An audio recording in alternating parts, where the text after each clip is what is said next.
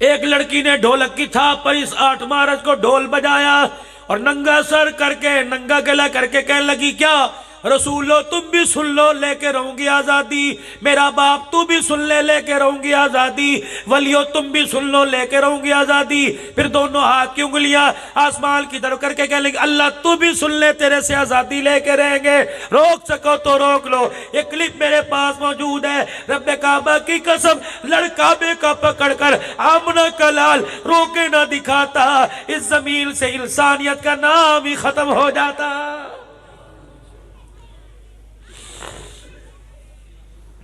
سخاوت ہمارے پاس نہ رہی، پیار ہمارے پاس نہ رہا، بچیوں کے سر پہ ہاتھ پھیرنا ہمارے پاس نہ رہا، لاڈ ہمارے پاس نہ رہا۔ او لوگوں او میرے پیارو طلاق کے مسئلے پوچھنے تو آتے ہو، کبھی یہ مسئلہ بھی پوچھا؟ کملی والے کے غلاموں، علماء دین او وارثوں، مجھے بتاؤ میں اپنے گھر کے اندر جب شام کو جاتا ہوں، 1 پائیا مونگ پھلی لے کر، 4 ٹافیاں لے کر، 1 کلو کنو لے کر یا چینی گڑ کی ڈلی لے کے گھر جاتا ہوں، دروازہ کھولتا ہوں، میری بچی دوڑتی آتی کہتی ابا آ گیا، میرا بچہ دوڑتا آتا کہ ابا آ گیا، دونوں میں 9 مہینے کا فرق ہے۔ علماء مجھے بتاؤ تھیلی ایک ہے، ہاتھ 2 ہیں، مانگنے والے 2 ہیں، بتاؤ میں تھیلی بیٹے کے ہاتھ میں دوں، تھیلی بیٹی کے ہاتھ میں دوں؟ نبوت نے رو کے دکھا دیا، پڑھو بخاری، اٹھاؤ قرآن، اٹھاؤ نبی کی شریعت، اٹھاؤ بیٹیوں کے حقوق۔ فرمایا اگر بیٹی بیٹا سامنے آ جائے، بیٹی کے ہاتھ میں تھیلی دے کے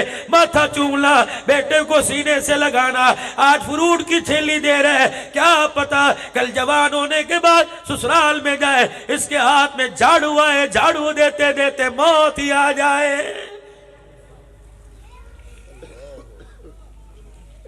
فرمایا جس کے بیٹی پیدا ہوتی ہے، بیٹے کے پیدا ہونے پہ حلوائی کو گھر بلا کے مٹھائیاں منگواتا ہے، گڑ کی ڈلیاں تقسیم کرتا ہے، ناچ گانا کرتا ہے۔ جس کے بیٹی پیدا ہو اچھے منہ سے مبارکباد نہیں لیتا۔ ارشاد فرمایا مدنی کریم صلی اللہ تعالیٰ علیہ وسلم نے فرمایا بیٹی پیدا ہو جائے، منہ بنا کے لیٹا ہوا، کروٹ بدل کے کروٹ سے لیٹا ہوا، سر چھپا کے لیٹا ہوا، آسمان سے فرشتہ آتا ہے، آ کے یوں کر کے سر میں ہاتھ پھیرتا ہے اور کندھے پر ہاتھ مارتا ہے کہ اٹھ کھڑا ہو، اللہ نے تجھے بیٹی دی ہے۔ کہتا پریشان نہ ہو، قدم اٹھانا تیرا کام ہے، بیٹی کے باپ ہر قدم کے اوپر مدد کرنا میں خدا کا کام ہے۔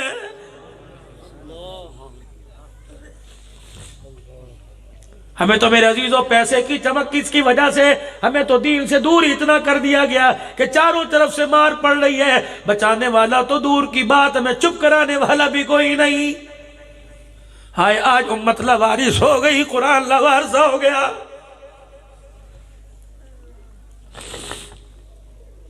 گھر گیا جا کے بیوی سے کہنے لگا خدا کی بندی گلا کرنا میرا کرنا، کوئی ناراضگی کرے مجھے کرے، کوئی بولیو تو مجھے بولو، حضور کا مہمان بار کھڑے آواز نہ دینا، پیغمبر کی نبوت والی پگڑی پہ حرف آ جائے گا، کہے گے ایک مہمان نہ سنبھالا گیا، اللہ کہنے لگی واہ اللہ تو امتحان بھی اپنے بندوں سے کیسے لیتا ہے۔ کہنے لگی 4 دن ہو گئے پیٹ میں روٹی نہیں گئی، آٹے والے ڈبے میں گھس گئی تھی، ناخنوں سے میں نے کونے کھانچے میں سے آٹا کھرچ کے اتنا سا پیڑا بنا لیا، ایک چپاتی بنی، مجھے میرے ابا کی بات یاد آ گئی، میں گرم روٹی کا لقمہ توڑ کے منہ میں ڈالنے لگی، میرے ابا جان نے مجھے رخصت کرتے وقت جب ڈولی میں بٹھا رہا تھا، میرے ابا جان نے کہا تھا خبردار اپنی خوشیوں میں اپنے شور کو شامل کرنا، اپنی خوشیاں اپنے شور کے بغیر نہ منانا، کہ روٹی تو نے بھی نہیں کھائی، روٹی میں نے بھی نہیں کھائی، اللہ اکبر، بھوک کا تقاضا تو یہ تھا ساری کھا جا، لیکن غیرت ایمانی کا تقاضا یہ ہے جب تک تیرے منہ میں نہیں جائے گی تیری بیوی کیسے کھائے گی؟ کہاں چلی گئی وہ عورتیں، کہاں چلی گئی وہ مائیں، کہاں چلی گئی وہ بہنیں جو بھائیوں کو نہلاتے ہوئے بھی قرآن پڑھ کے سنایا کرتی تھی؟ کہاں چلی گئی وہ مائیں جو قرآن کی لوریاں دے کے سنایا کرتی تھی؟ بہت ہی پیچھے چلے گئے۔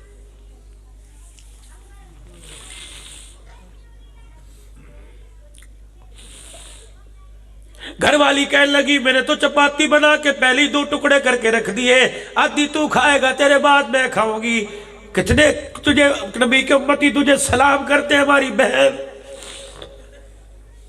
نبی کی تابعدار تجھے سلام کرتے ہیں، اللہ غنی اللہ غنی۔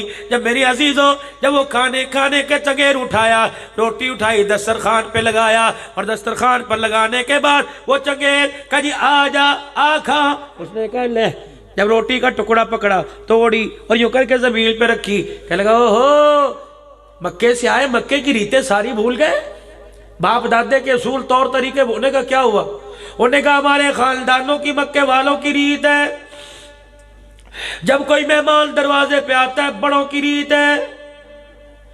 فرشتے آئے ابراہیم علیہ السلام کے پاس، جانور ذبح کیا، کھانا لا کے رکھا، یوں کہا جی روٹی کا ٹکڑا توڑا، کہ پڑھو بسم اللہ، پہلے خلیل اللہ کھا رہے ہیں۔ یہ کیا بات ہوئی؟ تو پرکھوں کی باتیں بھول گیا۔ ٹھیک ہے تمہارا دین علیحدہ، ہمارا مذہب علیحدہ، لیکن ہمارا طور طریقہ، دسترخوان تو اکٹھا ہے، گھر کی دیواریں اکٹھی، چھت اکٹھی ہے۔ جب ہم مکے میں روٹی کھایا کرتے تھے، پہلے مہمان نہیں میزبان روٹی توڑا کرتا تھا، اسے دیکھ کے مہمان کا حجاب کھلا کرتا تھا، اس کی حیا کھلا کرتی تھی۔ آج کیا بات ہے، روٹی تو نہیں کھا رہا اور مجھے کھلا رہا۔ سنو، ایمان تازہ ہوگا، کم سے کم فجر تک تو کروٹیں بدل کے سوتے رہو گے۔ کیا کیا؟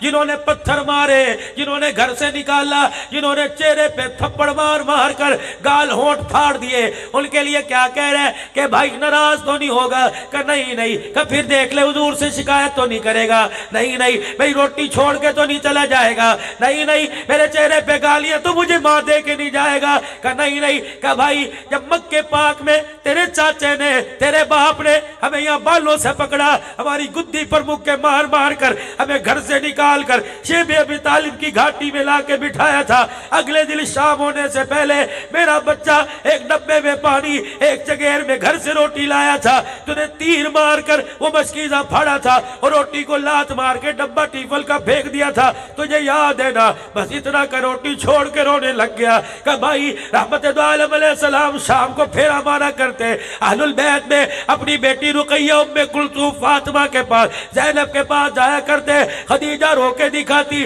سمجھ جاتے آج بھی کچھ نہیں کھایا۔ رحمت والا نبی پتے درخت سے توڑ کر جھپکی جھولی میں لا کے دیتا اور بچیوں سے کہتا انہیں دونوں ہاتھوں میں رگڑ کر سفوف بنا کے پانی کے گھونٹ سے پی جاؤ، تو پتے چباؤ، برداشت کر سکتا ہوں، تمہاری زبانوں سے قرآن کی تلاوت ختم ہو جائے، محمد برداشت نہیں کر سکتا۔ پینے والوں، مشروبات پینے والوں، کالی کملی والے کو کیا جواب دو گے؟ کہنے لگا شیب ابی طالب کی گھاٹی میں 3 سال تم نے اتنے پتے کھلائے، اتنے پتے چبائے، میں روٹی کھانے کی عادت ہی ختم ہو گئی۔ صحابی رسول کی ٹھوڑی کو یوں اٹھایا، کہنے لگا ہوش میں بات کر رہے ہو؟ پتے تو جانور بکریاں کھایا کرتی ہیں، اونٹ کھایا کرتی ہیں، کہا تجھے کھا کے دکھاؤ۔ جلدی سے چھلانگ ماری، وہ روٹی کا ٹکڑا ہاتھ میں پکڑ، چھلانگ ماری، باہر نکلا، یوں درخت سے 4-5 پتے جھاڑ کے لایا، کہنے لگا دے بسم اللہ وعلی برکت اللہ، 2-4 پتے مروڑ کے منہ میں ڈالے، ایک پتے کی نوک گال کے اندر چپکی، کلے کو پھاڑ دیا، خون نکلا، یوں کر کے منہ چھپایا، ادھر خون کا فوارہ نکلا، ادھر اس کافر کے سینے سے کفر کا زنگ نکلا، روٹی کا چگیر پرے کیا، نبی کے صحابی کو سینے لگا کے داڑے مار کے رونے لگا، کہنے لگا او لوگو ہم تو آج تک بے وقوفی میں رہے، نہ سمجھی میں رہے، ہم نے تو اپنا تمہیں دشمن سمجھا، لیکن واہ کیا کہنے تمہارے جن کے دسترخوان کی کوئی مثال نہیں، ان کے کلمے کی کیا مثال ہوگی؟ روٹی بعد میں کھاؤں گا، پہلے تجھے تیرا کلمہ پڑھ کے سناؤں گا۔ صحابی کے سینے سے لگ کے کلمہ پڑھا، صحابی کی چیخ نکلی، کہنے لگے تجھے کس چیز نے متاثر کیا؟ کہنے لگے جن کے جو کردار میں اتنے اعلیٰ، وہ اسلام میں کتنے اعلیٰ ہوں گے، جن کے غلام اتنے اعلیٰ، ان کا محبت کتنا اعلیٰ ہوگا۔